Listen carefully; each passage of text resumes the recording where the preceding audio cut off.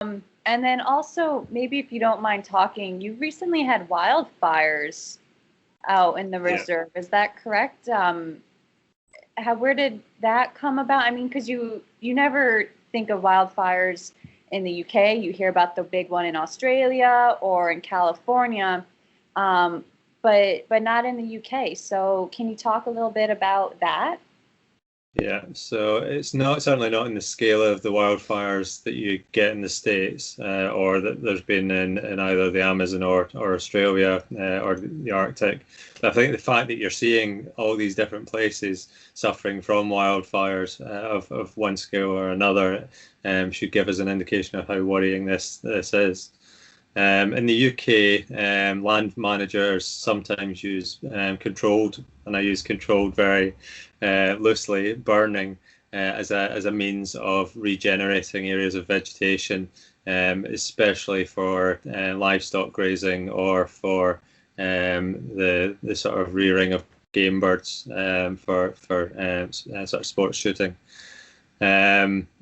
But there's also, again, a vast growth in people using the outdoors for recreational purposes. And quite a few of them have barbecues or start campfires that then get out of control.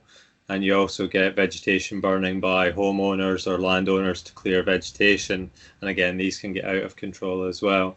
And the problem with peat is that historically up here, peat was cut by people on a very small scale to burn in their houses, and it's very good at burning long and slow, yeah, and giving heat. So the peatlands, although they're wet, they burn well. There is a danger with peat if you can get fire into dry layers of peat that it will continue to burn for long, and we're talking 10, 20, 50 years. There are areas of Borneo where peatland, but peatland under jungle. So the peat's formed in a different way to our sphagnum, but it still forms peat. And when they've been clearing forestry to create palm oil plantations, they've been using slash and burn techniques to do that. And the burning has set fire to underground reserves of peat, and those have certainly been burning for quite some time now. So once it starts burning, it's quite difficult to stop it. And it can sort of smoulder underground and then pop back up. The fire that we had in 2019, we don't know how it started, but it was at one point it was the largest fire in Europe, and it burned a large area of land to the north of the reserve, and just managed to get into the reserve itself. And it took the reserve staff and volunteers, local estates and keepers, and the sort of Scottish Fire and Rescue Service jointly to try and bring it under control. But we were very lucky with the weather conditions as well, that they were amenable to the way that we were trying to control it. But it highlighted for us on the reserve, and I think the Fire and Rescue Service as well, that we're not really set up in the same way as maybe in the States or Australia to deal with it. Most of our Fire and Rescue Service is orientated around structural fires and urbanized fires.